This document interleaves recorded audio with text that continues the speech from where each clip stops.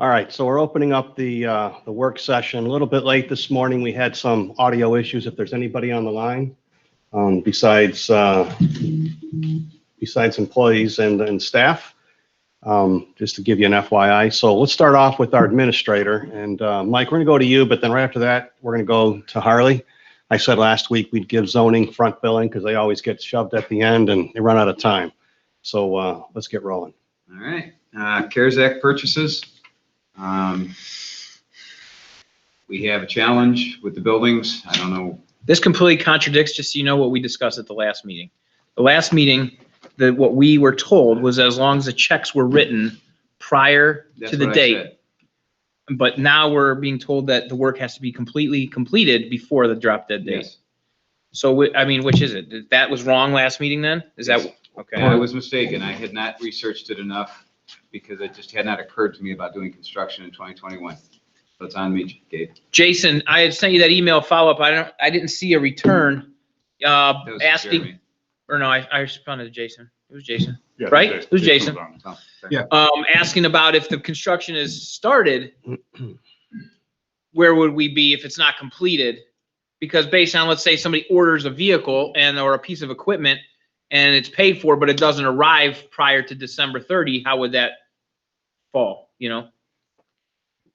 Yeah, I thought I sent you an email back, but essentially,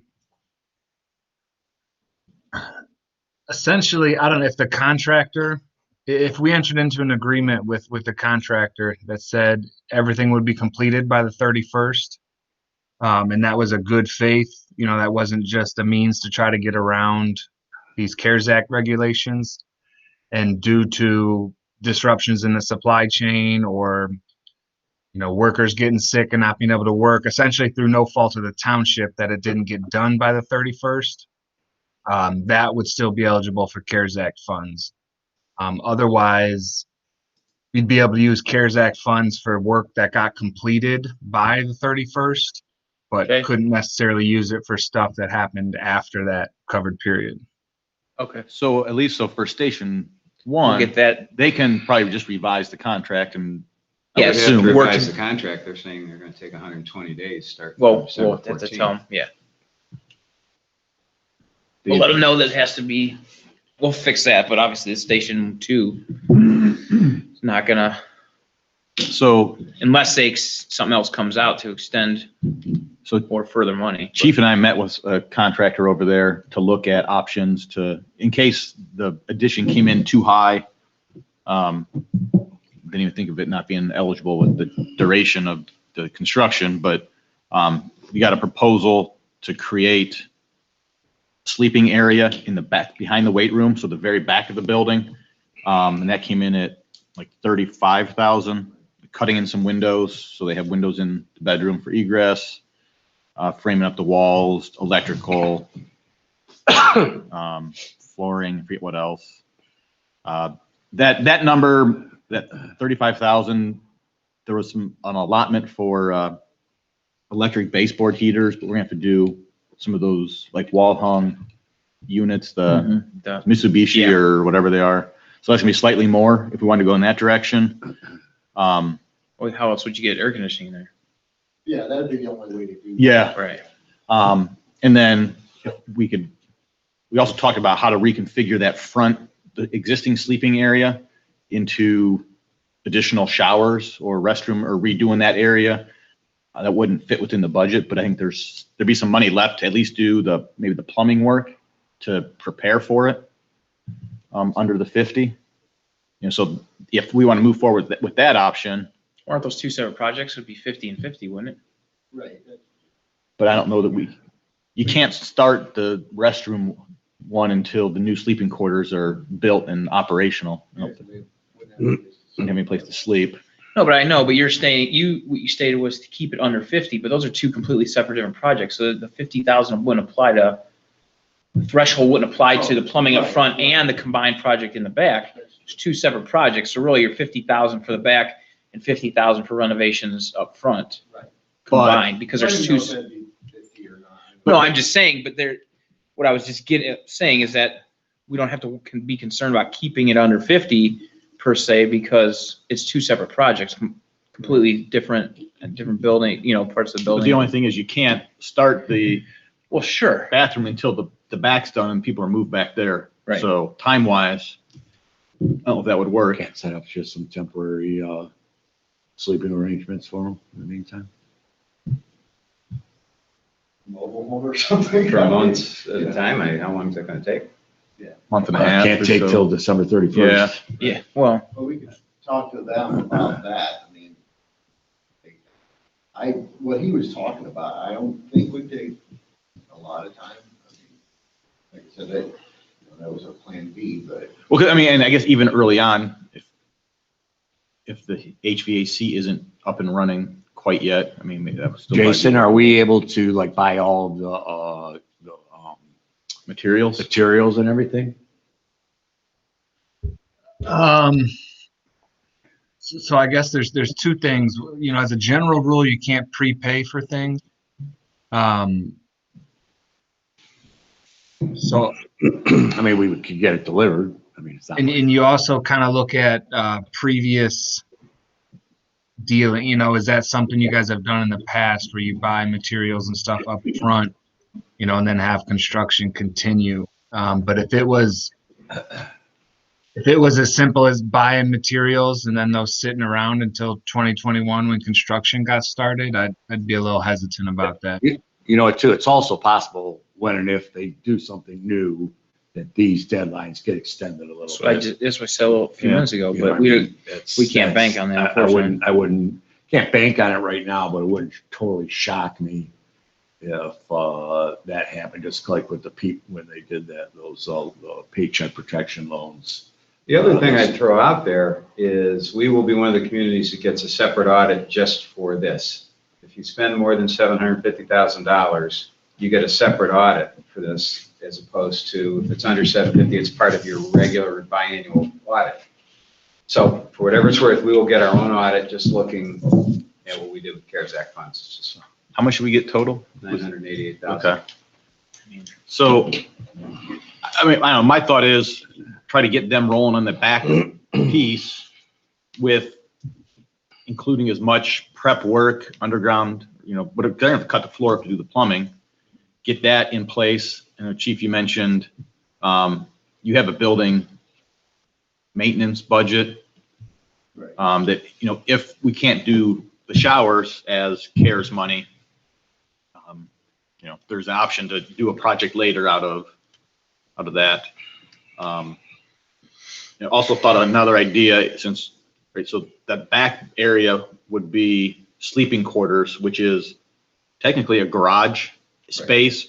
It is connected to where the trucks park, using CARES money to do what's it called? Whatever the exhaust system is. exhaust system, ventilation. The ventilation system, something that I think has been a wish list item anyway. Right. And all the newer buildings have them, right, where the exhaust, a pipe goes over the exhaust, so when they start them up.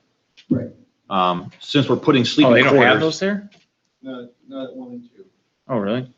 Station 3 has an evacuation system that's basically those big circles you see from the road are fans. And, Yeah. It's got a CO monitor, and when it kicks on, it blows all the air out at one time. So it's got an air exchange, which is a different system, but it does a good job too. But these are less expensive. That's what the NFPA recommends, the ones that hook right to the truck. so that might be something to do as well, that to make the sleeping quarters out there that we're doing for, COVID reasons, to make them safe, we would install that as well. That's about 20,000. I'm sure is that like a specialty contractor that's what they do? Yes, So that would be that would be a separate contract. right. That's, I can research how long it would take them to get. 20,000 to put the pipe into the tailpipe? Yeah, isn't it crazy? But that's Why? just- Because fan On system. the fan system and. Yeah, so So what it is like in the car shops, they have them, it's like a huge rubber hose and they're attached, at least like at the dealerships, they have them there in the floor. So the hose there's like a flap that opens up, almost like an in-house vacuum. So there's like a flap that opens up in the floor and the hose goes on the tailpipe, you just drop it in the flap, and then there's like just essentially plumbing So they're underground. cutting into concrete and then burying these pipes. Well, that's how it is at the car dealerships. Now, those are put in when they build the dealership. Now, something like this, I'm guessing that some have them where they come from the ceiling Yeah. and the exhaust fans at the top. So the hoses essentially run down and they're like a rubber, almost like a accordion hose, but they're soft rubber. And they have like a big boot on it that slides up over with like a little clamp, a clip that you can like clip onto the So from a bracket. safety standpoint, what's there to ensure that that is put on the vehicle? Nothing. No, there's nothing. I mean, so the vehicle starts and it gets kicked off when it starts, and when they pull back in, they hook it back up. But I mean, could they park it and not hook it up? Yeah, it's a manual system. They have to hook it up. They're basically doing that right now anyways. Is there something, They're not is there doing anything. something to keep it, prevent it from falling off and they're not aware of it? I guess I'm trying to understand why that's preferred as opposed to the in-house system like Station 3. Because it's direct, it doesn't go out into the air with people breathing it and then the system kick on. It's directly, the exhaust goes right into the pipe and out. And also, another, you asked about the expense, I do know there's like filters in that so that it doesn't go directly into the air either, that it pulls out the carbon emission of some of that too. So there are filters that have to be changed periodically inside of that system, yeah. Okay. It's a little more technical than just a fan. Yeah, I mean, at Station 3, all that's really happening is it's just pumping it out into the ambient air and they're breathing it until it reaches a level that's unsafe Right. at the top or wherever the Right. sensor So the maybe. yeah. So until it reaches the sensor, so if they're in the middle of the garage and the sensor's over on the side, until that dangerous air reaches the side sensor and kicks the fan on, it's in the, So that's not the preferred way. but Right. That's how that. What's there to do to keep keep that tube connected to the exhaust pipe? Is it just sit there? Magnets. It's got magnets. other magnets. Yeah, I've seen, or they have like, they'll attach, like there's like a hook, metal hook, so it'll like on a chain, essentially like a small chain, and it just reaches up and it'll hook up on like the exhaust brackets so that they hit the gas, it doesn't blow it off I've magnets. Yeah, the one MagnaFlow is probably the most common system out there for fire stations, and that's Magna. So they start it up, and then as they pull away, it disconnects? Is that how? Yeah. Okay. Yeah, because it's electric, they put an electric thing in that up to the starter that when they take the electric off of that magnet, it drops the magnetism and the thing falls off, Okay. basically. Okay. So if it's got to be done this year, is that something we want to try to move forward with then? We're moving forward with Well, obviously the other project's not gonna happen. over here. Yeah, I mean, over there, rather, the big one's not gonna happen at this point. So, renovation here, we just need to get that revised, that contract revised, that they're going to be done end of the year.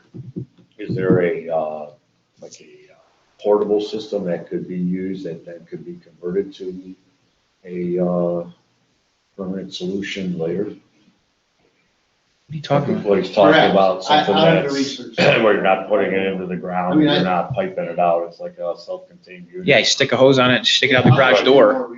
I mean, Start with, well, all you're doing, might as well just stick it on the hose, on the thing and stick it out the garage door. Well, yeah. I mean, that's all that is. I'm just saying, Yeah, that's what they have at some shops, like the small oil change places, they have a flap on the door, they stick it on small shops, like when I worked at the shop in Chardon, the one back portion didn't have the in-ground system, it had a flap in the door, hose went on the car and it went out the door, and they opened the flap and stuck it out the my door. question is that if there were a system that could be converted ultimately into the full system, but you could buy Why would we do that? Well, because then you could get that before the deadline. Well, I would hope they could. Well, yeah, because then install we're gonna something pay for putting it in the in. next 2.5 months, right? Oh, 2 months. I thought you were saying you might not be able to get it in time. Oh, I would think you could. Oh, okay, I'm sorry, I misunderstood what you're saying. All right. So to focus this conversation, where are we at?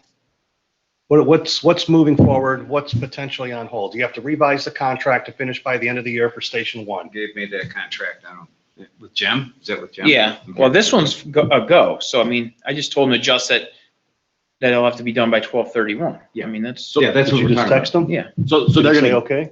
he didn't respond, but I don't doubt he's gonna say no for $40-some thousand to, dollars. so they're going money, to he'll do have to, it. we'll have to have some sort of paperwork, a new Absolutely. contract New for the contract. records. All right. Then what about Station 2? What can get done? So we can, We'll have to ask him about getting that one done by the end of the year. We didn't really put a timeline on it at all, so. he said he could get started next month, and he didn't think it would take all that long. Okay. So, so yeah, I think that's unless he runs into material issues, which Is part of the. is part of, the Yeah. extension. I mean, I don't think there's a whole lot of wood that is needed to frame up the I walls, don't think so. but, I know there is a shortage on that, so. So the work in Station 2 will be what? 35,000, well, there's gonna be a little more, because he estimated baseboard heaters, which are $800, but that's not, we'd Don't- rather we don't have want something that. that can do heating and cooling, Those are about 1,500 a piece, so. about 1,500, so instead of So you're probably at 40,000 40,000. to do 2-bedroom spaces in the back. And then we could have him give us a number to put plumbing in to prepare that front room for the future showers, so there's more than one shower in that building. So Jason, with what he just said, you could say it again about installing the plumbing for future work? Yeah, so, right, we still stay under the 50,000, but we would install underground plumbing, the drain lines, water lines, to prepare us for a future project. So the work would all be done this year. But the work up there is only really putting in drain lines and water supply. So my question would be, is if that's for future work, not part of the CARES project, how do we pay for that under CARES project? Can we legally do that? Doesn't sound right to me, sitting here. I guess the future work, what is that putting in the bedrooms and that So- stuff? So the future work would be converting the existing sleeping space that we're building new for and moving them, would be converting that into additional showers so that when they get back from a call, they're not 3 people waiting to get into one shower to decontaminate. And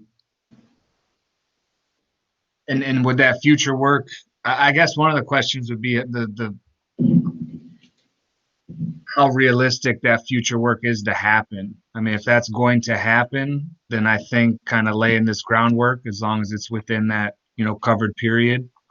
So How much is the future part of that work? we don't have an estimate on that yet. Okay. And so my take is that I think that future work should go forward. If you guys have ever seen the bathroom over there at Station 2, the shower is, what, 2.5 feet wide by 2.5 feet? I mean, it's like a 2.5 foot. Our bigger guys are shoulder to shoulder. I mean, I don't know how they, yeah, I would think some of the bigger guys would be touching the walls in there. I mean, And the contract. I mean, it's pathetic, right. in my opinion. So I think that we should move forward with that project. Again, not out of CARES money because of the deadline, but, Well, like I said, too, that could get extended. I wouldn't be shocked if that's not extended. well, and if it is, then we could do something, but I mean, my thought is do as much as we can right now by the end of the year to prepare for, because the additional shower area is I mean, really, tell you, if I'm on a COVID call and I want to come back, I want to get a shower and get cleaned up, and so.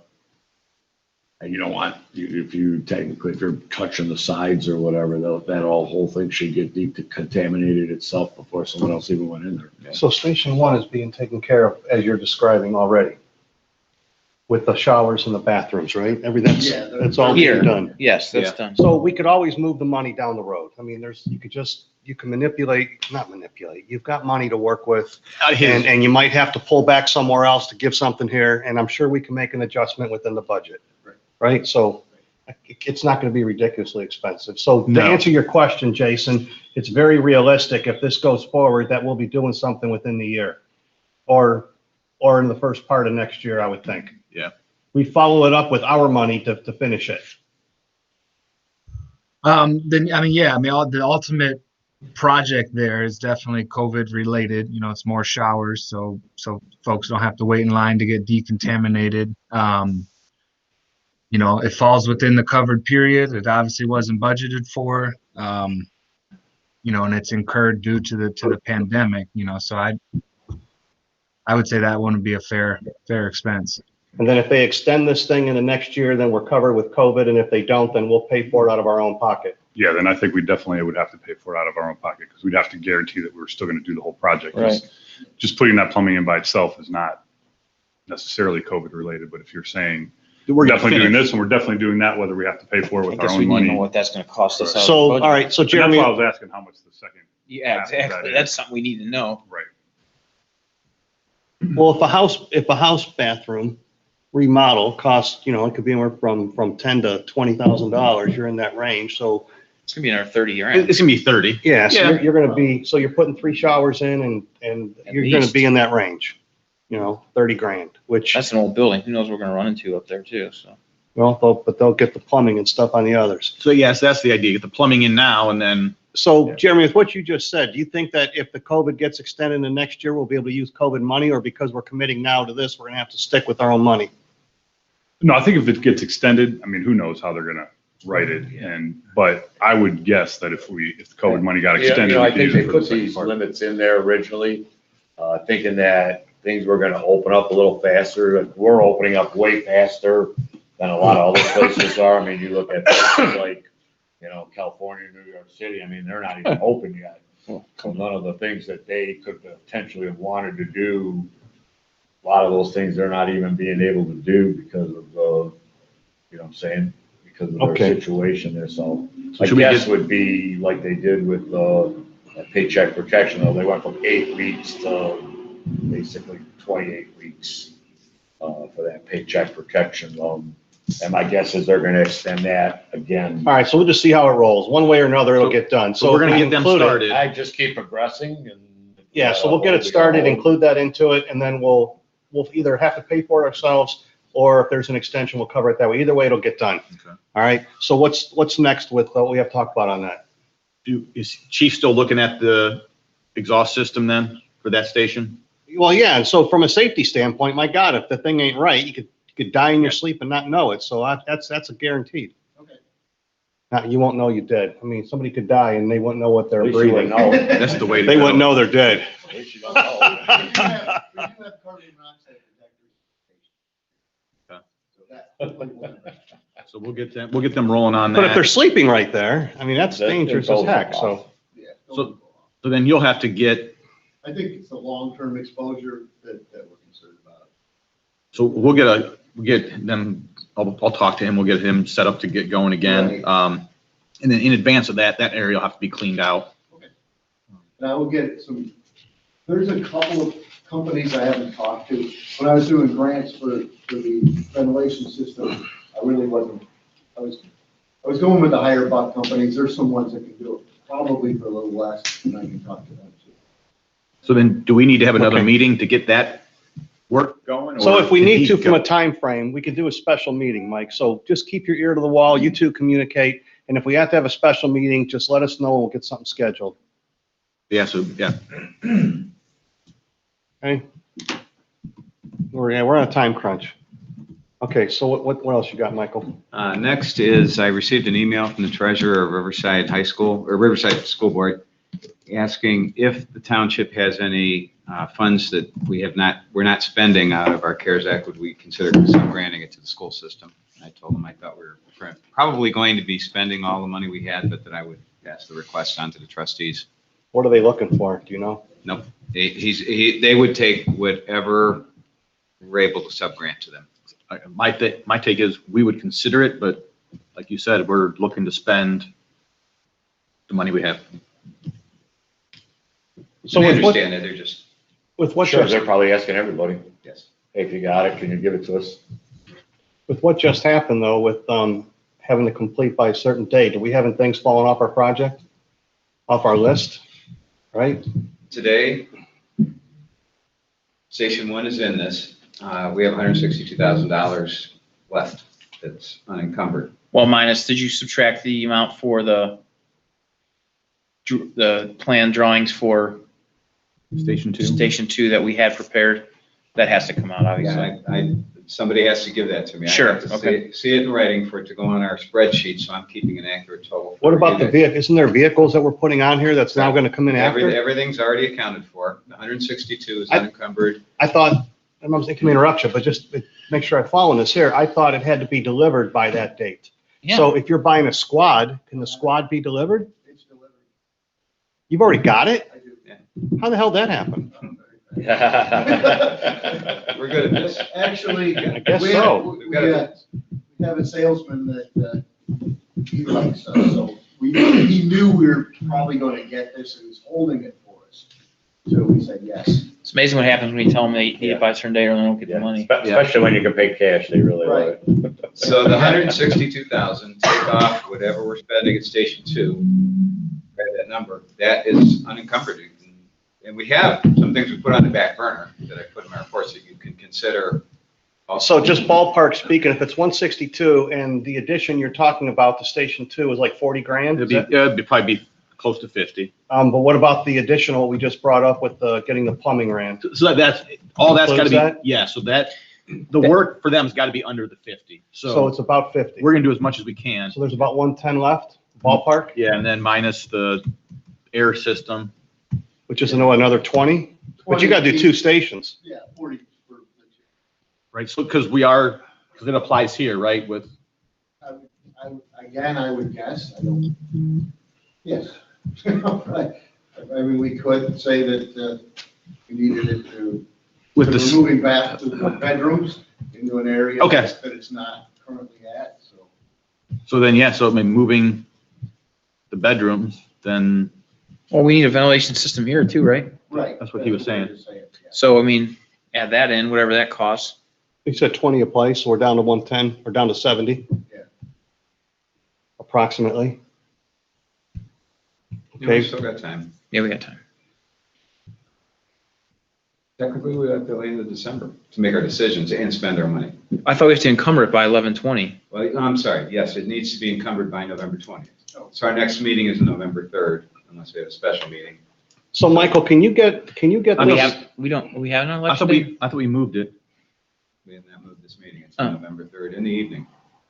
What? No, we don't want that. Yeah, I want that. I was surprised we didn't change it, but I've got it shown as, on my calendar at home, I've got it shown as a meetings on the 10th and 17th.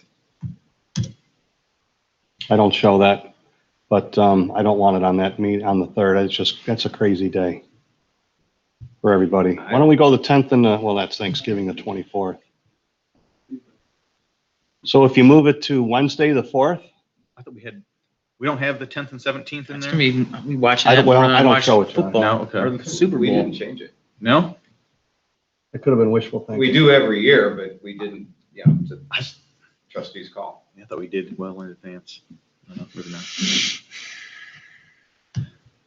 All right, well, let's, are we talking meetings? Are we done with COVID? Well, we're just right now, let's get this November meeting situated. The 3rd is bad, so do you guys want to stay in that week?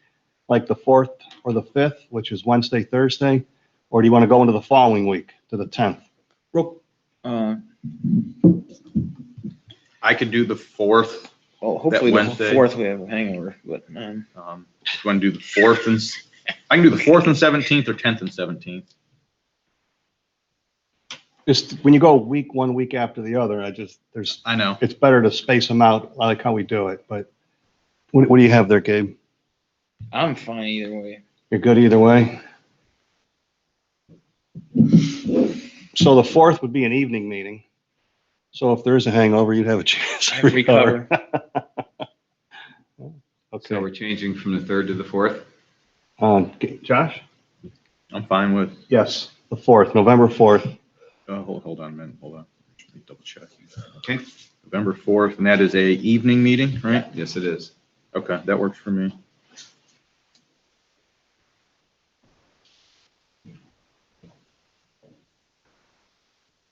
Done. Done. Okay, so we're doing really good in tracking our money and our expenses and our commitments. The numbers we're giving you are good. So, we've got, November 3rd, if we could get Station 2, those costs figured out by then, you can have our fourth, and know that we've got 70,000 left or whatever. Like I said, there's several things you put on the back burner you can consider, or you can make something else up. So if you find out ahead of time, you can let us know so we have a chance to come in prepared, ready with these thoughts already in our head. Okay, it's always in my reports. I tell you how much we have. I can send you a separate email, but I put a special section in my reports that says, here's how much we spent, here's how much is left, and if we do this, it's that. Okay, good enough. I do read your reports, Michael. All right, so where else we got? You're still on the table. Two more items. The trustees asked me in June to remind them in October they wanted to pick a time to talk about appropriations with Mike. I don't know if you want to do it at the next meeting, start early, a special meeting, whatever you guys want to do. When do we pass it, Mike, the budget? I normally task the temporary appropriations like the last meeting in January, which is just a temporary thing to get us, last meeting in December, just so we can start paying bills in January. And then our permanent appropriation is required by April 1st. Okay. So typically what we would do in the December meeting would be to put together a temporary appropriations that try to get it as close as possible to what we think we're going to do. But we don't have to finalize our final appropriations until April 1st. And of course, we can amend them as we go along. So can I ask both of you to provide an updated capital expenditure list of what you're looking at? I mean, I have ones on here. I looked at them this morning and then yesterday, but they're like a couple years old. So, just update it. And maybe it's the same. Maybe nothing changes, but at least it'll have a current revision on it. Okay. And then if there's anything else you have, then, during your report today, if you want to brief us on it, that's fine. If we have time, and if not, then by the next meeting. Okay, so we can get things looking at. I mean, like, obviously the biggest component of all of our budgets, except for general, is wages. And of course, with the fire contract completed and stuff like that, we'll know what those numbers are going to be from the full-time employment standpoint. Then after that, it's just a matter of playing with the part-timers and the overtime on that side. Still waiting to, we'll wait to get the numbers from the healthcare insurance. So I heard a 9% increase, is that right? 9.5% is what. 9.5? 9.5 is what you got. Okay. So we'll plug those numbers in, and then, like I said, a lot of the stuff is, I want to say non-discretionary, but it is what it is. Your utilities, your vehicle expenses and things like that are all going to be, in the range that they've been in the past. Well, it is going to be interesting this year. We're going to carry forward a lot of money in our budgets because we use CARES Act funds to maybe purchase things that might have come out of those budgets. So there's going to be a large carryover for each department. I don't know if that will go that far. I'm not seeing it. So how does that money then does it get replaced into it? Because I was looking at that and I wasn't seeing that. Well, let's before we say anything whatever, let's do an analysis of it in that. But let's just wait and see where those numbers all fall out. I'm not prepared to say we're going to have a huge. Again, those things just carry over from year to year. It's not really. We set in fact, we're increasing our budget this time and that, but certainly some of the COVID stuff may have reduced. The only thing it could have potentially reduced a little bit of some of the wages and stuff For like overtime. that. Yes. And but not, I wouldn't think like, I don't know how. But any substantial expenses that is. we've had so far, for example, speaking the fire department, any expenses that show up out of those accounts is paid for out of those accounts. That money's not going to be replaced later with COVID money, is it? No. So what I'm looking at on the budget through the end of September is real dollars out of these accounts. I mean, it's not going to change. No. Okay. If you budgeted for the service department to buy a truck next year, and we bought this year out of No. COVID funds. Doesn't Oh, yeah, matter. that's next year, that's not. That's carried over, unaffected. We yes. can't use Yes. that count our COVID purchases to negate our purchases that we had budgeted for. Can't do that. It's against the rules. You are correct. Okay, So, moving on. yeah, we haven't, I was looking at our carry, what we're probably estimated to carry over for next year, and we're actually, should be right on target with what we had for the 10-year budget when we passed the levy. We're where we should be. So, I wouldn't look for a large carryover. It is, looks pretty large, if you just look at numbers, it's gonna be over $2 million, but that has to last for 10 years. So, we'll be right on target with that. Yeah, I was looking, both departments are really close. You're gonna finish the year pretty close to where we projected. yeah, we're at 80% for road or fire right now, so that's like, So 10/12 of the year. property tax collections? They were about what we were anticipating. Okay, so when we You can have, see that in the revenue summary report. so the levy if we have a levy, it generates X amount regardless, or if we have Yes. additional houses added, We get a little bit more. we get a little bit more. A But little bit. if property, if property Of course, we also taxes have- go up, We also have the, for a lot of our housings, we've got the TIF that we put in for some of that, so I don't know how If that's property gonna- values go up, you mean? so if property values go up, there's no additional revenue there. Yes, inside millage only. Inside millage only, Right. but on We're levies, talking about that- additional that story. houses Mine's constructed twitching. gets us extra money? Yes, Okay. Yes. All right. yes. And so, and with Assuming the, we're getting that money now, if we're tipping in and we're not getting that money, then that doesn't. The tip, he was mentioning, I missed the tip. yeah, No, it wasn't much. It was just, I was just getting clarification on, Right. we get some extra money into our levies. Yeah. With additional houses constructed in the township, but as property it's not values enough. come up, that doesn't net us any additional gains. not enough to When does the cover TIF money show up for the stormwater that we can use for stormwater repairs on the detention I'm base? assuming it's gonna start coming in soon here. My guess would be probably the Like next, today. you know, because you're a little bit behind. So like when you build a house. So next year, That first, you know, when you first move into the house, you don't get the tax bill for that house until 6 months But later. it's also my understanding, stormwater has agreed to front the money, so soon Oh, yeah, as that's we can get money. a shovel in the ground, we're going. Okay, and that's paying it true. back. All right. Yeah, the financing part, yes, you are correct. Yeah. The Oh, tip- hey, Mike, so, I read something a while back. They were talking about, people, this year, people were gonna be, which surprised me, but people were gonna be okay paying taxes, property taxes, but they were expecting the problem to occur next year. Is there any more information? What I found interesting, because people were all off of work earlier in the year, but maybe it hit after they did that stuff. But, anyhow, have you heard anything about that? And if so, what? People defaulting in the. Developing into 2021, are we expecting less money coming in 2021 on property taxes due to the economy and the COVID hit? Otherwise, I mean, obviously I can't say for sure, but my guess, here's the thing is that, you know, that if you default on that or you don't pay it, it doesn't go away. We're still gonna get it. Well, So it's in there may arrears be- if somebody pays it Right. later.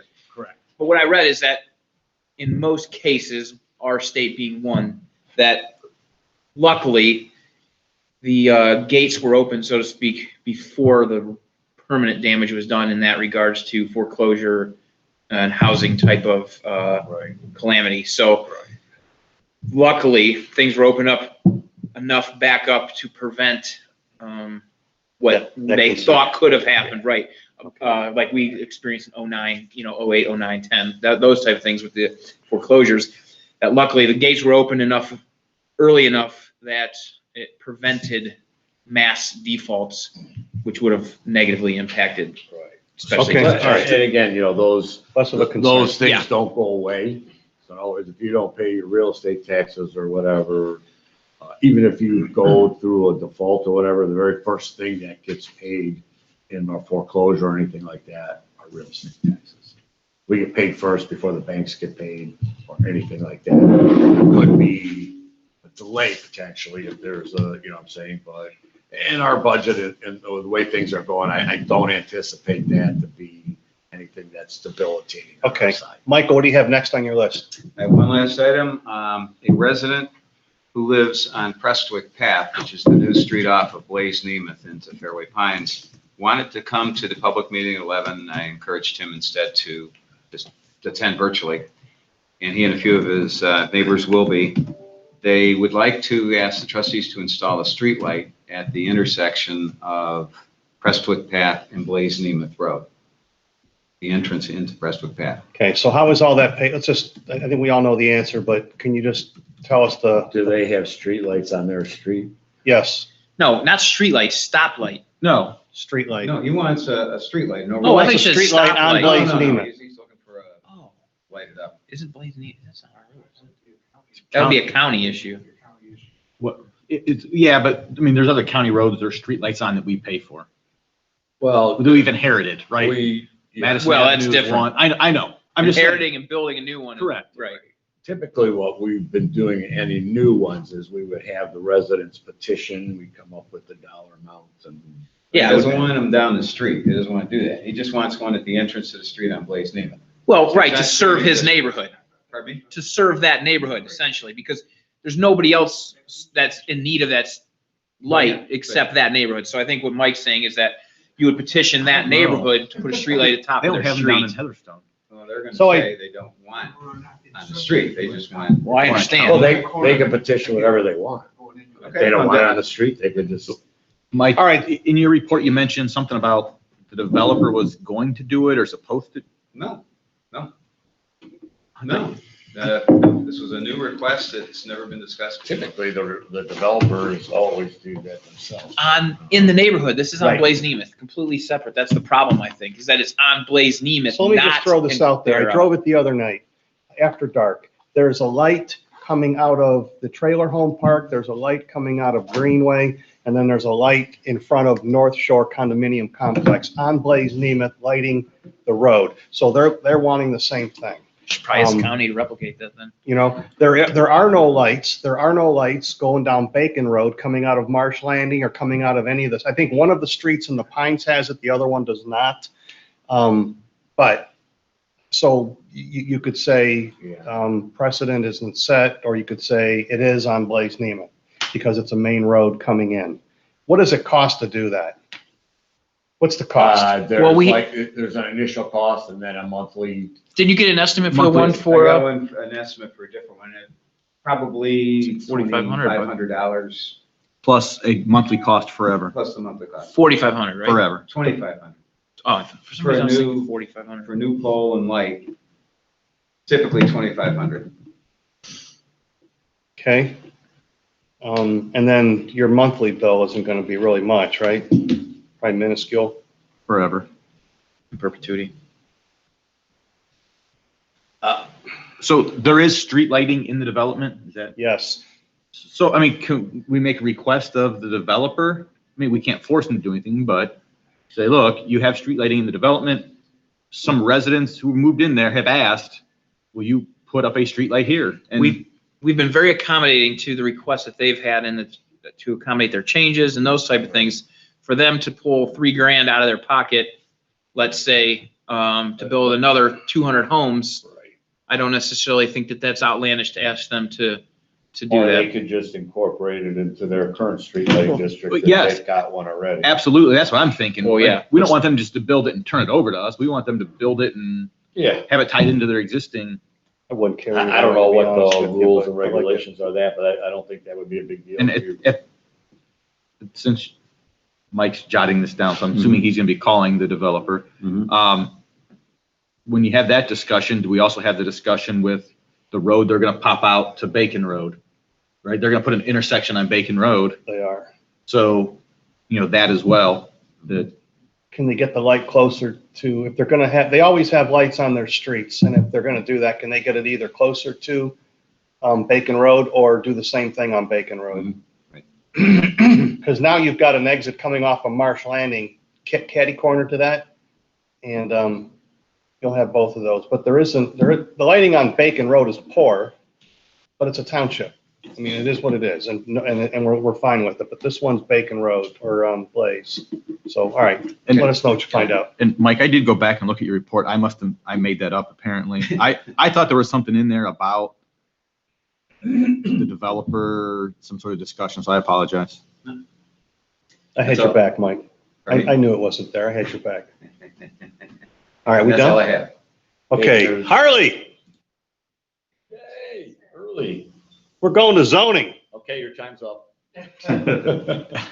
Okay, so what I wanted to discuss was the temporary signage at Tractor Supply. I met with the property owner, Scott Shield, yesterday on site. We discussed all of the signage that is currently present in the tree line. Can you guys hear Harley on the phone? Is that microphone on? Tap it. They say not to tap it. It's off, yeah. Okay. I got yelled at for tapping. You shouldn't tap the Oh. microphone. Okay, sorry.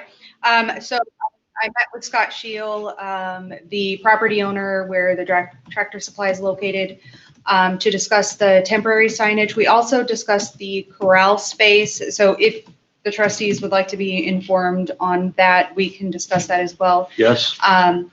So for the temporary signage, they have removed it. That's that wooden, the those flag, two wooden boards at the yeah, road? the board was permitted. That is being removed. And Why was that permitted? there is certain signage that we permit in the zoning text for certain events, and that was a coming soon sign originally, which was still on the eastern facing board, the original coming soon signage. And then they placed some in support of, what was it, FFA maybe, on the western facing board, which was not permitted. And it's a temporary signage that we grant with a zoning permit. But that is being removed. So once they open, that thing should have came down. Yes, and that is being removed. They're also, they removed the flags. According to Scott Shield, they removed the flags as well as the lawn signs. They were there last night. So my question is this real quick while we're on that subject. Mhm. Would flags be permitted if somebody got that special event permit? From zoning, no, the flags are not.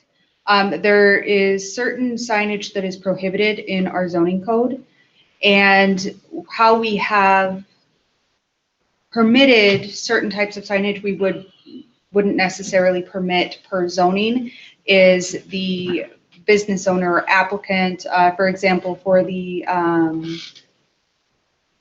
what was it? Was it the St. Patrick's Day Parade when we originally started this, when someone would come before the trustees to ask for special Yeah. permissions that we otherwise, that is the way that we had been handling that sort of signage that we wouldn't permit through our zoning office. So what's allowed if somebody comes and pays for a permit for a special event signage package? A sign of a certain square footage, either a banner on the building or a freestanding sign. So I'm just thinking that my perspective on this is that if we're going to appear and want to actually be business friendly, we don't want to look like Vine Street, let's say. However, I think that we need to maybe consider that, okay, when you're going to open a new business for the first week or 2 weeks, whatever we set, whatever the time frame may be, that we allow this business to do something to draw the eye and make it known that, hey, we're open, this is brand new, flashy, in your face. Whether that's a week of,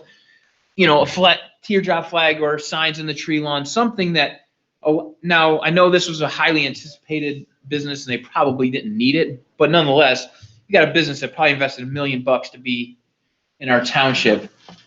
I don't think it's asking that much of us to allow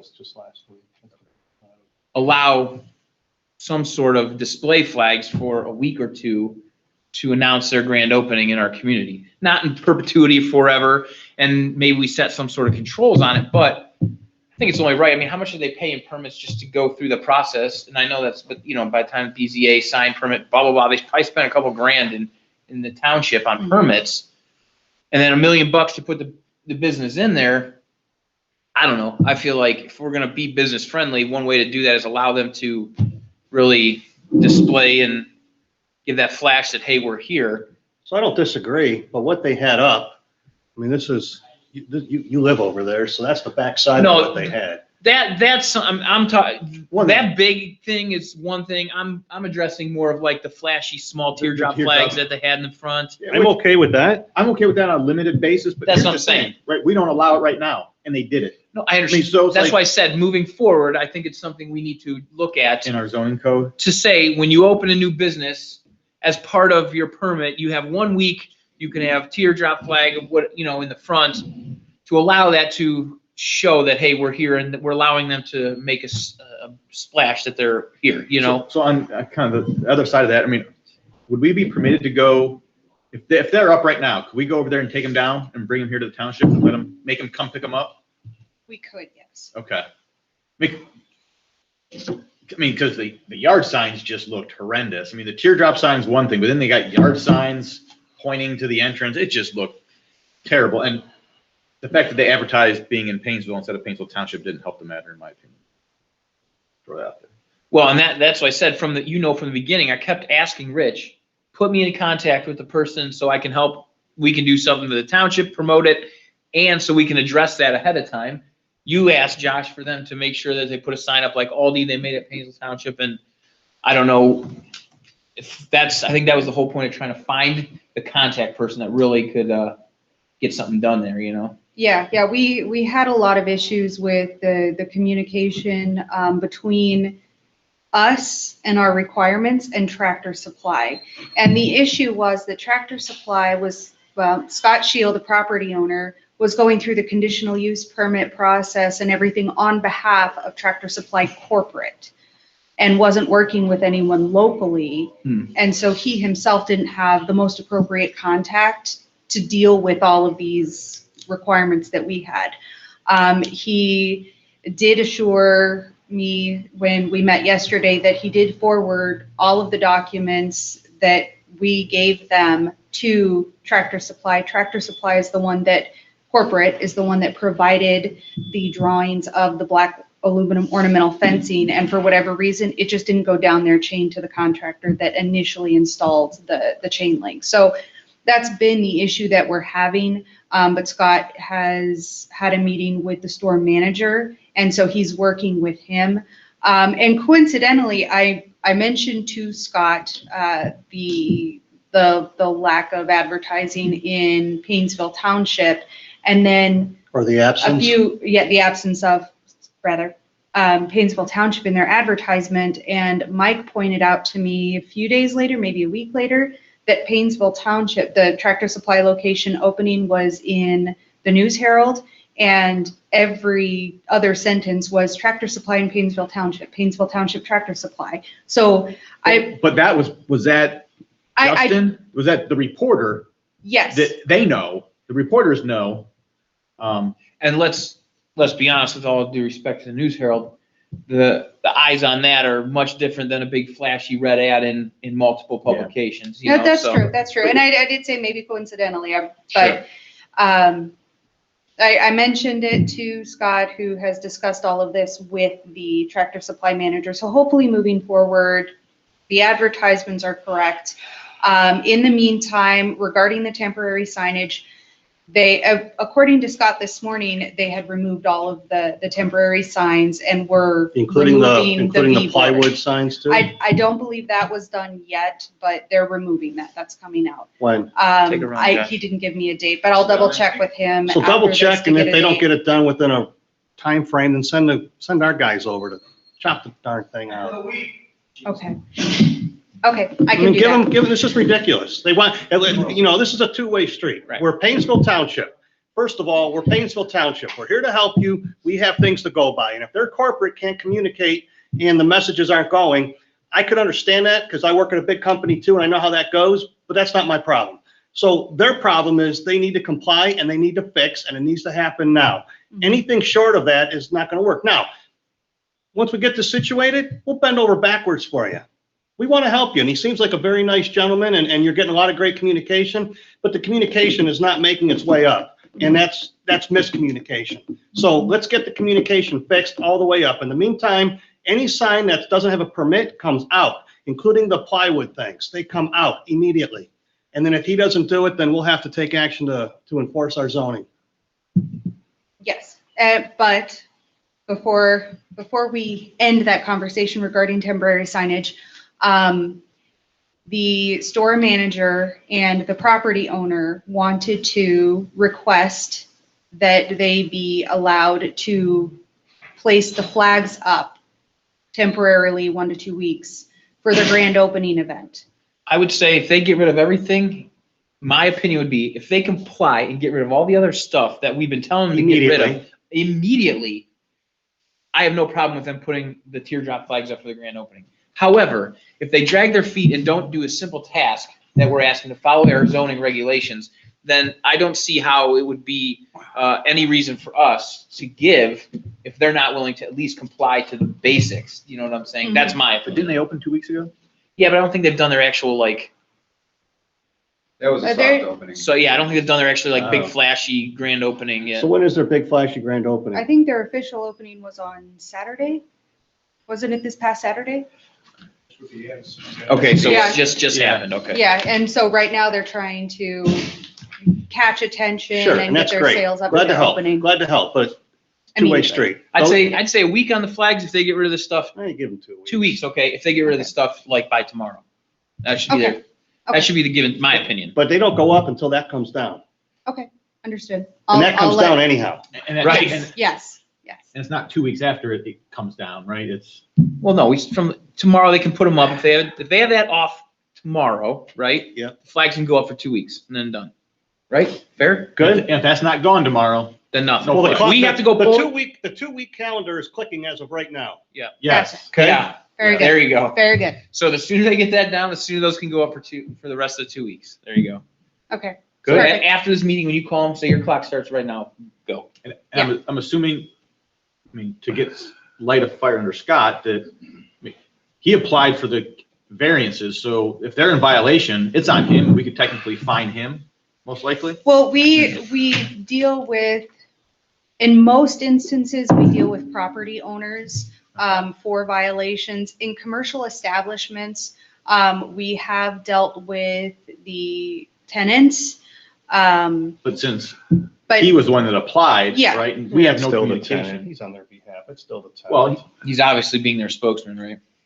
But you can't go after him personally. No, It's- not personally, but As the property owner, if he's working. I'm sure he's a corporate anyways. He's not a, you wouldn't go if a ABC LLC owned the building and you owned it. We're not going after you. We're going after ABC LLC. I mean, that's essentially, I'm sure that's some sort of incorporated or. And the way that LTD we or would something. handle it is we would revoke their conditional use permit, being in violation of the conditions placed on the conditional use permit. And so in those instances, it really is a detriment to Tractor Supply to not be able to utilize the space the way that they wish to. So what are the other outdoor space. violations over there? So right now, the corral area is supposed to be black ornamental fencing, and I just received news this morning that the fencing was delivered. So we're just waiting on the contractor to get out there and install it, and I will be following And up then with what them. about the weave in it? Is that gonna happen too, or? is So it- they're not doing the weave. The black ornamental fencing is not going to be chain link style. It's going to be like the long, Oh, the the vertical? fancy, yeah, like the long Okay. fancy Okay. ornamental fencing. And the mesh screening that was proposed is, it's like a vinyl tarp-like material that's got like the little holes. Yeah. Like, Kind of like landscaping screening, which you put down and then you throw dirt on top of it? No. They're talking, it's like. it's made scrim. specifically for privacy. Do you know what on- scrim is? Like in, Oh. it's like almost like the banners, let's say a banner that has a tiny perforated holes in it so that the wind can pass through, but you can still see the banner. Yep. Same thing. So it's like in a vinyl sheet with tiny holes in it so the wind can pass through, but it creates some sort of, And it's gonna be black Black. without yes. advertising on it. Yes. Okay. So that is how they're going to be fixing it moving forward. Initially, they had asked about installing the screening before, when they ordered the black ornamental fencing, they asked about the screening, and I just said, install the ornamental fencing, then put the screening up, so you don't have to pay for the screening twice. Excuse me. So that should all be going up. Now, Tractor Supply will be coming back to the Board of Zoning Appeals, asking for,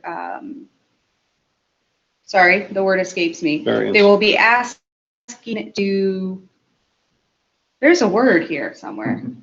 Variance? No, No? they're going to vary it, but there's a specific word and I can't think of it right now.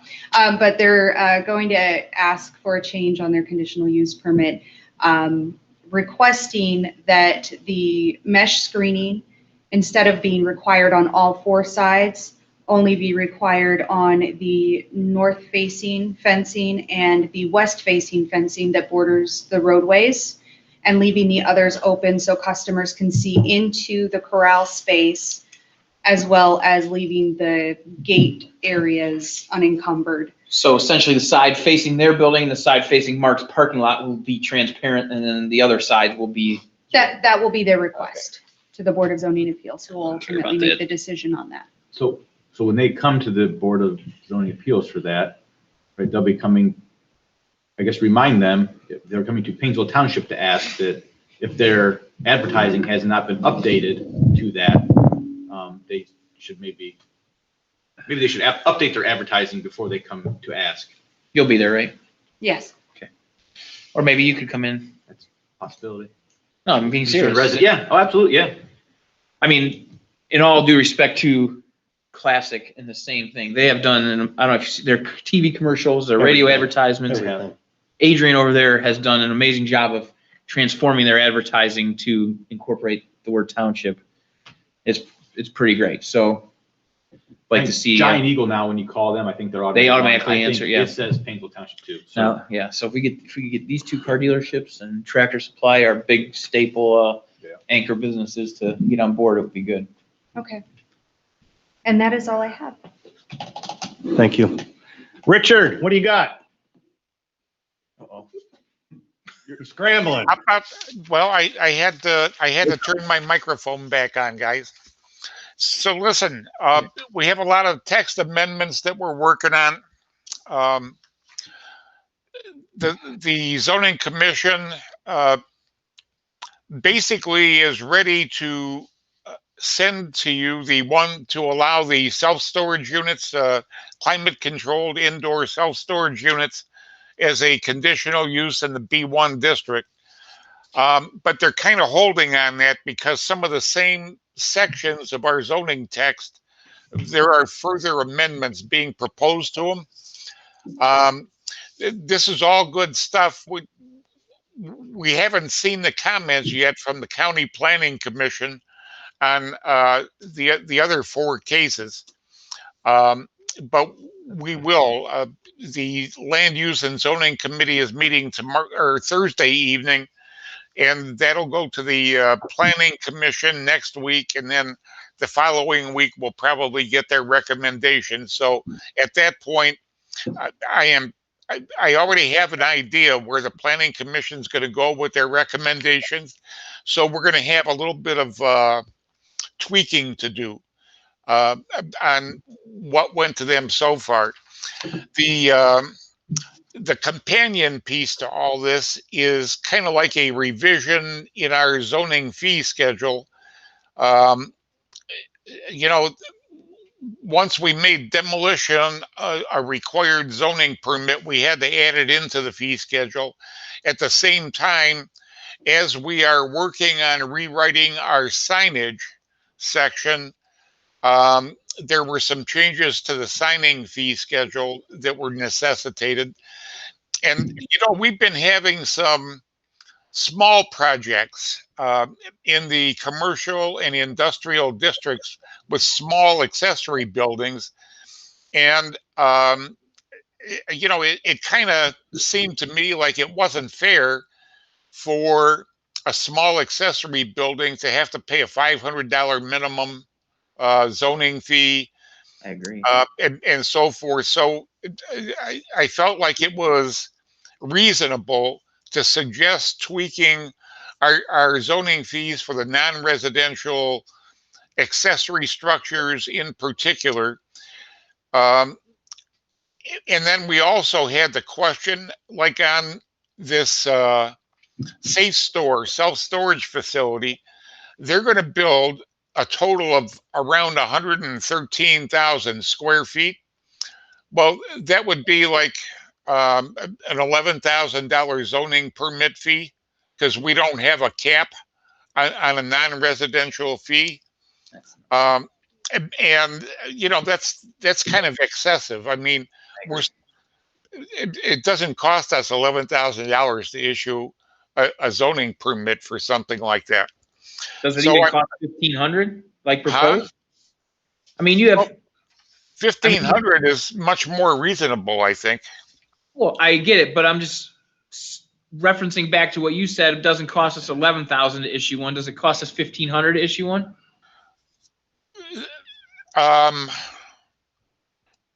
It could, yeah. That was a substantially large drawing package that I had to work through. So it does take time. Yes. All right. Well, if we start cutting fees too much, then I mean, it comes right out of the general fund, and if the general fund is running not a big surplus, we gotta be careful how much we. Sorry, so let me continue with what you were saying. Okay, and then the other suggested adjustment is on residential variances, we charge $200. We were charging $400 on commercial variances and $500 on industrial. I'm proposing that we eliminate commercial and industrial variances and call them non-residential. So that would include recreational district variances, community service district variances, and split the difference in the 400 and 500 and make it a $450 fee. So that's basically it. There's no urgency right yet to put this fee schedule into effect, but you know, if you guys want to kick it around for, you know, between now and next meeting, that would be cool. If you want to move forward, I think we just have to let Karen know that we're going to adjust the agenda for the meeting today, and she's already got the wording ready to plug in. I mean, I've looked over this. I've looked over it a couple times. And this is probably the third time that I've looked at this document. I have no problem with the changes you're proposing. It's so minimal, and it actually brings the cost down on some, which I think is important. So I think I'm fine with it if these guys are okay with it. I don't have issues with it. I mean, I was kind of relying on you where you're at. You've had some, I think he's explained, Rich has done a nice job explaining. Yeah. And although I like to have an $11,000 fee, it's not very reasonable. So, So move forward, tell her. I'm good. Let's move forward on it. Unless Karen Josh, you say otherwise? No, is there a date on when these new fees would go into effect? I mean, It's left blank for us to say when we pass a resolution. So does the resolution, the document has X date, so it doesn't have a date in there. So does the resolution specify the start date? Yeah, tomorrow. Okay, there you go. So we're going to need a revision on the current agenda. That's what he's saying. Karen has it ready to go if we're okay with it. Okay. Real quick, where are we at on, unless I missed it, on the, is there any movement on that housing project off of Jackson? Mitch Daniels and Trivisano. I don't think so. I Okay. haven't gotten anything since it went to the planning commission. Okay, And we were telling them private road, right? Yes. yeah, you were hung up on it, was On site distance. 399 feet, not intersection. 400 feet. It wasn't that. I know, I'm just kidding. But I know that was the hang up, that it was with not the 500 feet that it was supposed to be, but. Yeah, that was one of the hangups. I actually Besides leaving thought, making it a private road. And the I cul-de-sac. actually But- thought that the planning commission gave them an approval. They just haven't moved on it. Oh, okay. There you go then. They're not gonna. Well, because the cul-de-sac was an issue, that's why we said make it a private road, so it doesn't matter, right? I think so. That was, They're not gonna want to, well, but They're not gonna want a private road. well, they had to accommodate with the, because the cul-de-sac was an issue, right? Well, another issue was that the intersection was too. No, the issue was its distance Well, we from knew Nye that. Road and Waldorf. Well, yeah, I know that, but I thought there was an issue with the diameter or the, Yeah, we wanted it to be the, bigger cul-de-sac. Well, it's not a perfect circle. right, but if it was gonna be a public road, I thought there was a hang up on the size of the cul-de-sac in order to get through with trucks and, fire equipment. Yes, that's what. No, I I think there was- think it meets the minimum fire standard. And I know we were just saying that there was the issue of the distance from Nye Road, but you're saying planning commission said that that's okay. Correct. or as a private drive, it was okay. Either way, okay. Either way, the cut's okay, right? All right. That's all I got. Just curious. I don't want 4 houses crammed back there. 6, isn't it? 6, Okay. whatever. Anything else? No, that does it for me, unless there's anything else you guys want to talk about. No, I want to redirect back to Harley. So, you have done a very admirable job over the course of time of addressing zoning violations in the community, and which is the reason you were hired, to get you looking at that, because Rich didn't have all that time with everything else going on.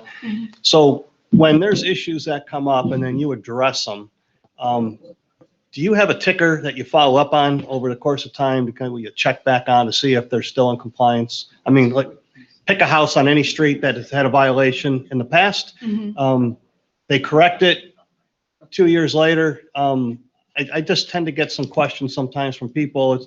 Nothing's been done, or it's back to how it was. So do you have anything in place where you go back and check? And if not, would you please? I do not. Okay.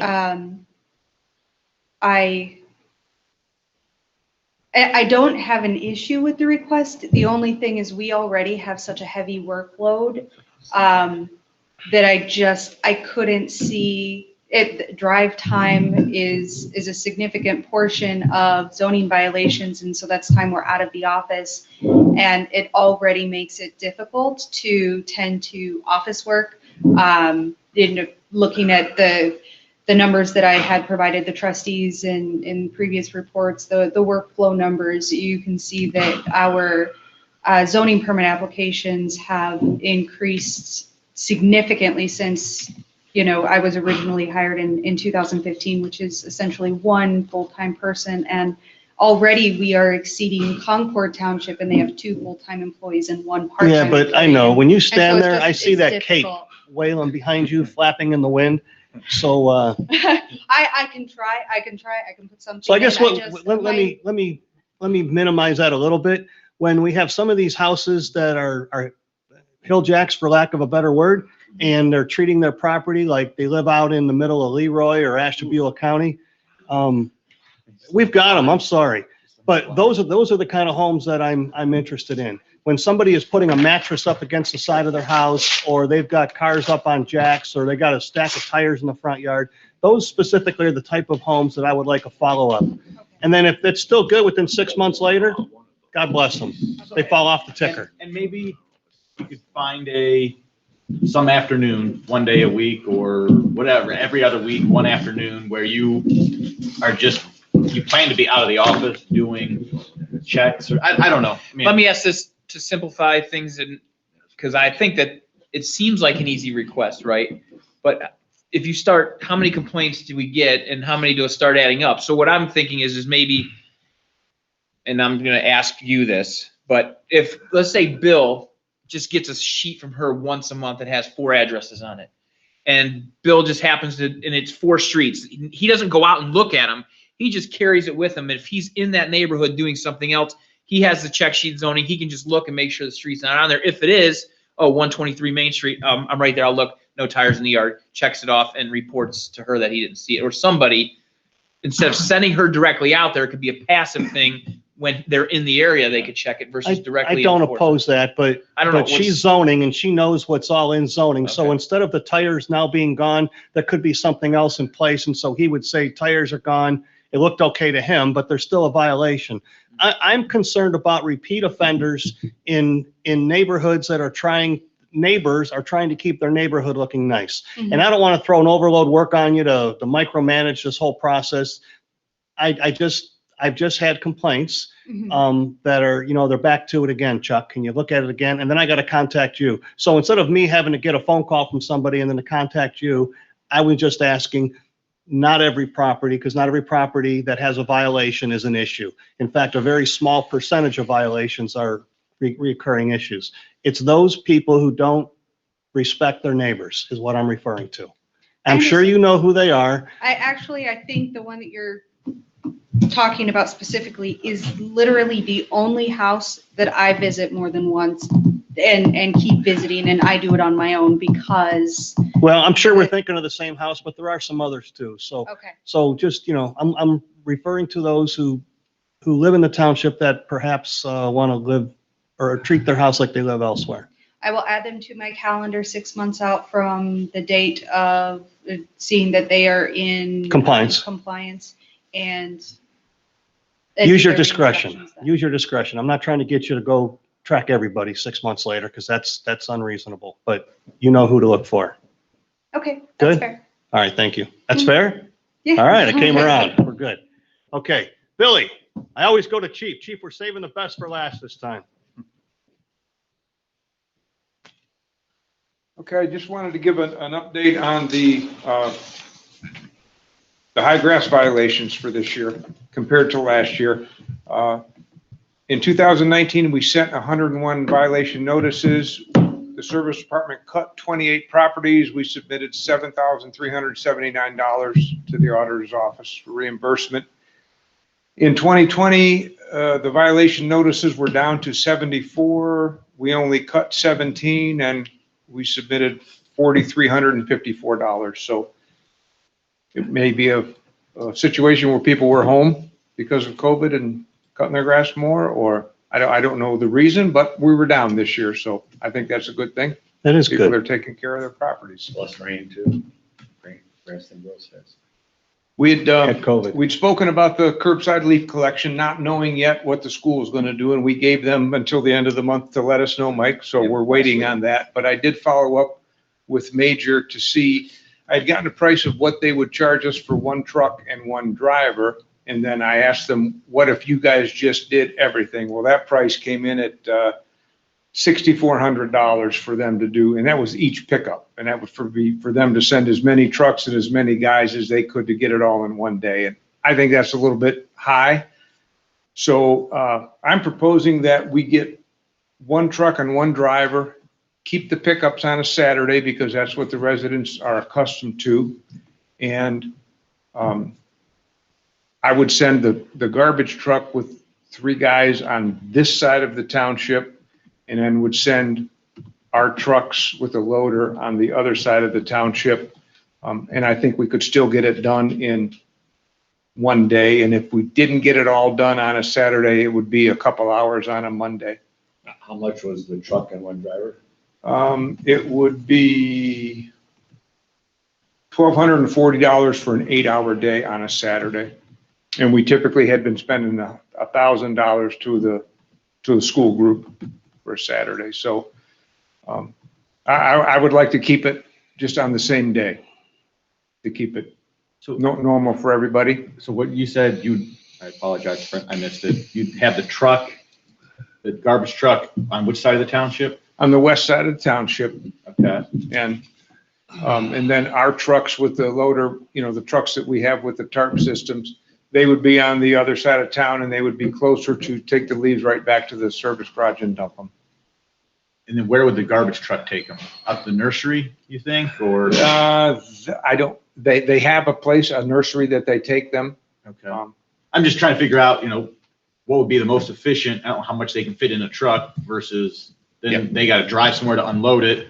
How much downtime? Yeah, there would be a little bit of downtime. And I don't know, you ask them, and I did, how many leaves, and a lot. Yeah. Who knows? I guess, and just for our trucks and everything, we'd rather keep the loader on the other side. But, I mean, we can adjust it.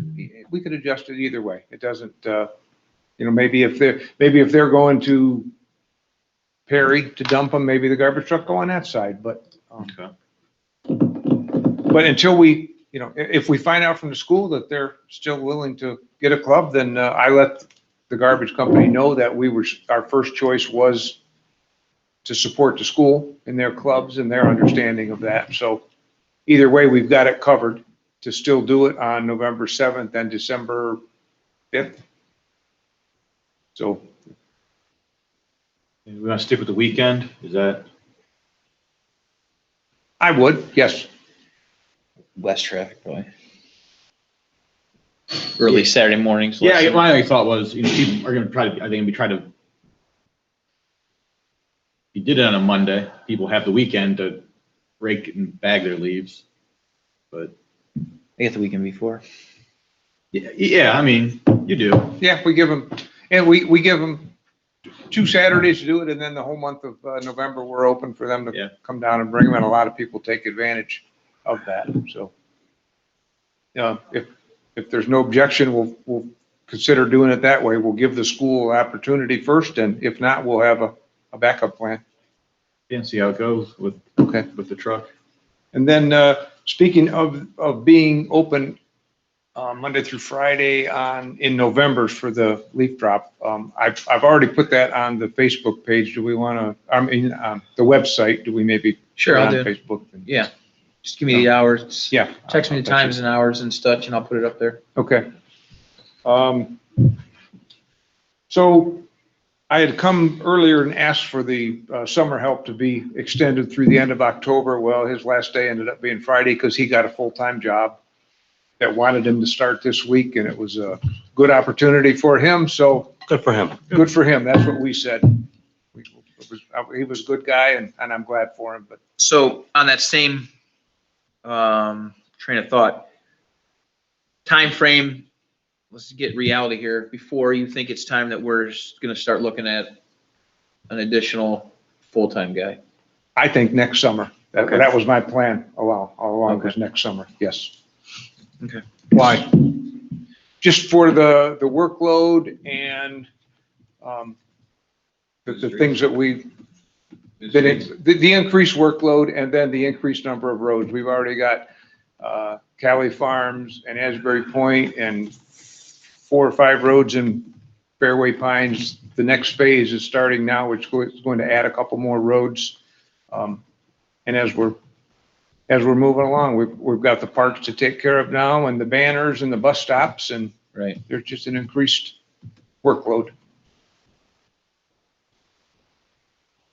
But that will be included in my New budget. report about the budget and the discussion. And our budget is going to have a decent carryover based on, we didn't do as much concrete work this year as we have done in the past because we got a little bit behind in March, April, and May, and we spent June, July, and August catching up on other stuff. And we had less overtime because the guys weren't working the brush drop area. How much salt And did the we save? advantage of having the new trucks is the maintenance costs have been really down. Maintenance and repairs really down compared to previous years. How much we saved in salt last year? We didn't have a big salt savings last year. No? Okay. No. Because we had what, a couple, Late. we had a bunch of big storms? No, we didn't have a bunch of We big didn't have a storms. bunch of big We had a bunch storms. of It was small just things. nickel and dime and a And seal. late ones too, right? Yep. So, our new dump truck is in service. It's been delivered and it's in service. And then finally, the Crystal Park cameras, I think, have worked. John had got a picture of Thursday night, a week ago at 11:20. There were 4 officers down there. And there was a kid down there that was getting questioned. Don't know what he was doing. But after that night, there has not been any overnight activity showing up on the cameras. All it takes is a couple. So it just, it might take Whatever, those kids were the ones that were Yeah, there. Where and- they got the just word takes a out. cops come, that's the thing, They the police talk to them. presence to see them and do Yeah, I something. think that's what we needed. So we've got to go down there and replace some fence posts, combination of age and vandalism, but Sure. some fence posts and get the bricks back in the sidewalk, and we'll keep monitoring the camera, and hopefully that's going to do the trick. And that was a inexpensive solution. Mike, concerning that fence post, was the sheriff ever able to address that with the video that was recorded? I don't think the sheriff's office has talked to Lisa yet. I didn't get a hold of her until the end of last week because I didn't have the right phone number, and we played telephone tag a couple times. So I relayed the information on to the sheriff's office that Lisa has a video. I Don't know where it's at from there, but they know about that, right? I just wondered if we worked Okay, thank you. with the neighbor across the street to pay for the internet and hook up a live feed camera on her Wi-Fi, you know? Well, she's got a camera Okay. already. All right. I don't know how that, but that's Yeah, what they're right. discussing. She's got something. Okay, Very you good. good? Any questions? Right? Yeah, Cover it, but you allow us to use a Wi-Fi. put a repeater out there. You can pay for Yeah, a repeater. Exactly, that's what I'm saying. That's a good idea. Let's look into that. Okay, that's, I like could that. help. And that's the way it's a live feed. Thinking outside the box. Right. All right, chief. All right. We had a little bit of a issue with a COVID positive firefighter. On Sunday, he came to work as a part-time fireman. About halfway through the day, I think it was toward the evening, they were eating dinner, and one of the other guys, the lieutenant, asked him how dinner was, and he said, well, couldn't taste anything anyway. So he sent him home and said, that's a good indication you may have COVID, go home. He didn't have any other symptoms. He felt fine. That was the only issue. Well, the next. How old was he, out of curiosity? Approximately. Approximately? He's 30, Okay. or maybe a little younger. Anyway, so then he went home, rested up. Next morning, he felt fine. He went to work at his full-time job. He didn't go get a test or anything. He just went to his full-time job. About halfway through the day there, he mentioned it to his captain there, and they said, no, go get a test. So they sent him right then to go get a test, and he came back positive. So he got tested on Tuesday. Wednesday, when the results came in, he was positive. So then basically everybody that had worked with him is now an exposure. So we worked with that. The things change all the time. So my first call was to the health department, and we talked to Tara Perkins, who is really great with, she's the head of nursing there, but she's also the person we contact for to find out what do we need to do now, what needs to be done. Basically, our guys, because they're healthcare workers and because we don't want to cause local shortage, they can come to work, but they have to wear masks for 14 days while they come to work. They should isolate at home. If they go anywhere, they have to wear a mask. Basically, it's pretty limited unless they start showing symptoms, and if they show symptoms, then have to get tested right away. Well, I think it was on Friday when the lieutenant started feeling like he had some sinus issues going on, sore throat, things like that. So he was pretty concerned, called me. We got him in right away for a COVID test. Next morning, his came back that he was negative. So basically, right now we're about 9 days into this. We've only had the one person test positive and no other symptoms and no other complaints, but we're monitoring the situation. And we had, the next morning we had WET come in from Fairport. They're really good about coming. I call them in the morning. They're there within a half hour. Yeah, they're good. Who's wet? It's a Water extraction team is the name of them. But they're professionals at disinfecting and cleaning. So they come in, they clean everything, they disinfect everything, and they have done it for fire stations, done it twice for us now, and yet to bill us. They've done it as a public service. Prior to COVID, businesses like that, their main thing was cleanup of disasters, insurance claims, water claims, mold. So they go in and remediate the mold on the walls. You got water, they dry out the whole place, that kind of thing. And then when this happened, they got into the disinfecting portion of that. Okay. So they've been doing, and I know they've been doing police stations, fire stations everywhere. And like I said, as far as right now, great company they're doing as community service, and they have not billed any of the police or fire. Joe said Why? that Joe, the owner, said that at this point, any first responders or public buildings like that, they'll do as a community service and member of the community for free. That's pretty amazing. It is, it's very What can we amazing. do for them? Great company, yeah. And we've put a, little blurb on our Facebook and thank you. Maybe when we're done, give them a resolution and recognize them and thank them, I think would be good. Yeah, Put something on our township page. Oh, okay. I think that's I mean, we pretty do- incredible. That's like above and beyond, Maybe, and like I said, we could do a resolution thanking them for their service to the community. It would be good. They could yeah. hang it on the wall. So Chief and I, we talked that it was And kind if of you the ever have second a scare water we spill kind of or, had with I know who to COVID call. and how people didn't really react to the signs the way they probably should have. Right. Can you ask each lieutenant on each shift to have the discussion with the guys on duty of, look, remember we all know what the symptoms are, Mhm. that if you exhibit any of them, you need to not come to work. You need to notify immediately. And I guess, Bill, if you want to mention to the service department as well, that especially the taste and smell thing, because that's like the Right. most common, and you don't, Right. you're not, most people, like you said, no other symptoms, but that happens, and that's like the biggest indicator. Sure. If you lose your taste, you can't Something's taste or wrong. smell, like my brother had it, that was the same thing. He Right. didn't have a Yeah. smell or taste, it's like, stay home, and I know part-time guys probably want the money, because they're, Well, and even at that, we've been covering when they've been off for. Okay, For good. that, we, even I for think that's a part-time, way to we've been ensure covering the that- cares, so. I mean, yeah. So he got paid through that shift? Yes. Does he get paid for the next shifts he was scheduled? Yeah, because we put him off. He was scheduled for one more shift. He's off now for 10 days after his symptoms subsided, and they were actually subsided in like within a day or so. So he'll be off. We got him off right now till the 22nd. He'll be back on the 22nd. He did have one shift on the 20th that we'll be picking up and paying him for Is that COVID? Is the COVID money paid Under for CARES that? Act, On yes, his? yes. Okay. Yeah, that's it too. That's the help insure. Yeah. and I would think they'd make that known, that, hey, listen, if you're sick, stay home, Oh, we're yeah. gonna pay you, like, Right. you don't have to worry about it. But make Right. sure you're sick, right? Well, I know. Yeah, I mean, Yeah. or you have symptoms, right? I mean, yeah, I mean, I think our I need a guys have 14-day actually been pretty vacation. good with that. I was kind of concerned with that when we put it out there. Oh, there's 80 hours that could be an issue, but our guys have been really, really good with that. No one's been taking off unnecessarily, so. Okay, and then we had a couple interesting calls, hazmat calls. We don't get many hazmat calls, so it's kind of unusual when we do. And but we had one, and they were both like within a half hour of each other, so they were going on at the same time in two different parts of the township. One was at Tuckmere, where a guy had stored pool chemicals, and he put them in one bin.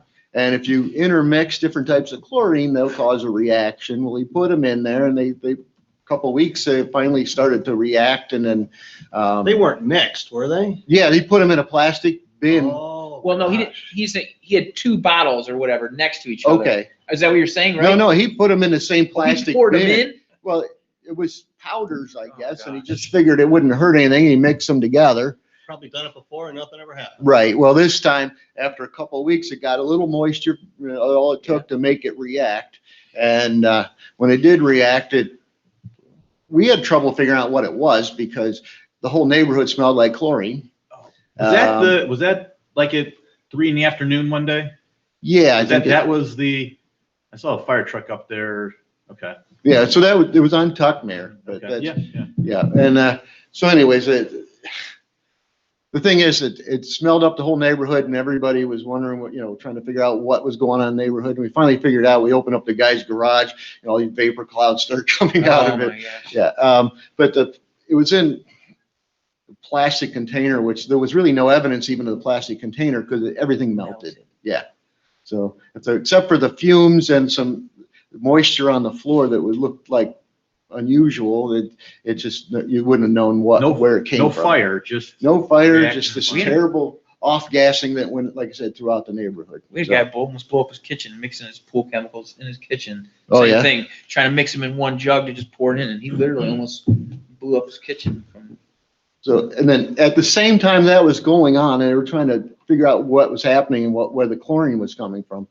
Avery on Hardy Road had an incident where their 55-gallon drum that they mix all their excess chemicals, mostly when they do the coating on the machines, there'll be some left in the machine, they dump it in there, and it's mostly solvents, or excuse me, mostly adhesives. Well, someone dumped some solvents in there, like actually toluene with the adhesives, and who knew they would react, but they did, and it actually exploded and what shot all over the place, looked like popcorn.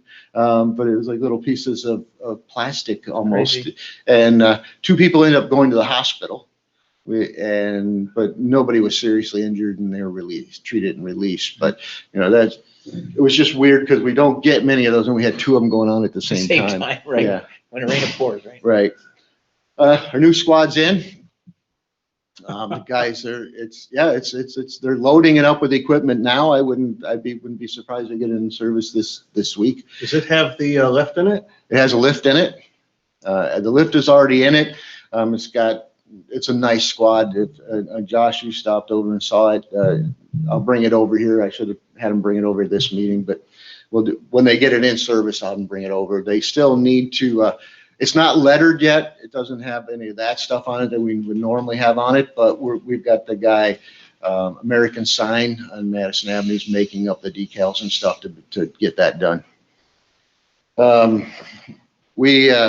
39, our ladder truck, our new ladder truck, and I don't know exactly what this is. I'm not a mechanic, but it's a blown turbo. Major dollar expense, I guess. So it had to go to Cummins Diesel down in Valley View, but it was all covered under warranty, so we don't have to pay anything for it. They were supposed to be out for 2 weeks. It was just over a week. They got it back yesterday, actually. So it's back in service as of yesterday. So What would that have cost if it wasn't under warranty? Do you know? a couple grand easy. I mean, when I was at Ford, it was $3-4 grand just for a truck. Yeah. So I can't imagine what this monster would cost. Yeah, it's a big unit. I know Yeah, that. they're huge. So I mean, a What do you regular do there? lift, service manager. Okay. Yeah, so when we had them come, because we'd have like Latran and those kind of things come in and they replace them, they were a good $3-4 grand to get that done, so. Yeah. So, like I said, luckily it happened now while it was still under warranty. Actually, that Cummins diesel, I didn't realize that has a 5-year warranty on that diesel engine. So, things like that are covered for a while. But then our 74, our old engine that we're not using now, the one that's sitting in the back, I want to sell that. I know you guys passed the resolution last year for me to get rid of excess equipment. I want to put that on Gov Deals and just get rid of it. I can't imagine we're going to get maybe $5 grand for it, but it's better than sitting around there and not being used and the stuff falling, stuff being stolen off of it and stuff like that. So, which we've had happen for the equipment in the back before too. Oh yeah, some people for scrap and stuff like that. I'm all for getting rid of it if we don't use it. Okay. Is that a similar truck to what we have in service somewhere? Is it like a? No, we don't. All the stuff we have now are Sutphens and they're all newer trucks. It's an old New Lexington. We were stealing parts of another one to make that one keep running. Well, that one we just scrapped because it was not all there. That was my wouldn't question. run. Is there any parts we could salvage? Yeah, no, I don't Okay. think so because everything's like, it's a different animal. I'm good with that. Okay, so if we could, would that fall under what you guys passed last year is getting rid of excess equipment, or do we need to do another resolution? Or that was my question, I guess. I don't know. Do you know? Do not know. I I mean, didn't see if the we- resolution. Didn't we already do a resolution? To get rid of excess equipment, you gave me permission last year to get rid of excess equipment. I don't Jeremy, know do you know? So it was a resolution passed for 2019 Yes, to get rid of excess equipment. yes. And it said, did the resolution say In 2019. in Right. 2019? No, it just said to get rid of excess equipment is what the resolution actually said. It didn't actually say It within did have a the date on it. calendar year? Yeah. No, then I think you'd be okay. Okay. Open window then? Okay, Why don't you check the resolution and then if we're okay, then you're fine. If not, we'll put it on the next meeting and we'll pass it then. okay, sounds good. I just want, yeah. And if it's- How we just do it anyways. Well, do a resolution today just to, Well, she already amended this. No, Yeah. you don't need it today, right? No, I don't need it today. No. Sit till next meeting. It's Just no okay, big deal. that's put it fine. On the agenda for And if next it's cleared, then we're good. Okay, sounds good. week, just to make sure. Okay, well, that's all I have. So. That's it? 5 minutes to spare. So, all right, so next meeting, gentlemen, I'm looking at the budgets. Do you want to schedule this meeting an extra half hour, so like make it 8:30? And then just to account time to discuss some of these budgetary issues, or you want to do a different meeting, or you want to do it later? What budgetary issues are you talking about? Just looking at the budget for next year. So we talked about wanting to do getting more involved, looking at where we're at with the budget and kind of get a projection for where we're at to pass at the end of the year. So in anticipation of what we're going to pass at the end of the year, to look over what they have, like Bill mentioned, he wanted to hire somebody else in the middle of next year. Chief is going to have things. We need time to look over the healthcare expenses and all the other expenses, the capital expenditures, which we inquired about. So I was asking, do we want to have schedule the next meeting at 8:30? Or 30 minutes earlier, because it's going to be an evening meeting. And so go 30 minutes earlier to allow for some extra time to discuss these guys, to address us with their budget, or do you want to do it at the meeting after that in November? Either way, I'd like to take an extra 30 minutes and give these guys a chance to look it over, and then give us a chance to look it over too before we go to pass the budget in December. It's fine with me. I'm good with that. I mean, if you wanted to schedule it and do fire at one and service at the other, or if you think 30 minutes is good, then Why don't we just see where it goes? Yeah. Why don't we just see where it goes, and if we need more time, we'll have more time. So does that give you 2 weeks from now, the November 5th, I think it is? November 4th it probably is? Okay, that gives you enough time. So you'll have the capital, your updated capital expenditures, line items, and then what you want to do for budgetary, be ready to discuss. you're talking like the equipment replacement spreadsheet. Well, that's going to have to be updated. Yeah, that's what I'm referring Okay. to, because we have it. I just want an updated copy. Is that the capital plan you're talking about, the equipment? Yes. Yes. Will do. Okay, so we got a few minutes here. Sean, we're closing this meeting down. We'll start back up here at 11 o'clock with the other meeting. Thank you.